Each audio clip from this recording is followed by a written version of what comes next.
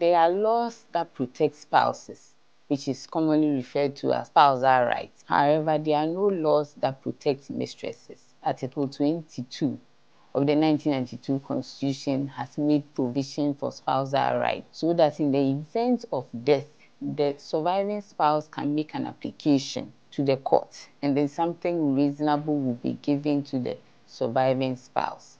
However, with respect to mistresses or side chicks, there are no laws protecting cohabitation or mistresses. And people have impressed upon Parliament to make laws to protect them. But however, as it stands now, there are no protection for them. It is only their children. That is where the side chick makes an application to the court, family tribunal, for maintenance orders. Then the court can make such orders for the upkeep of their children, but not for them as side chicks or mistresses.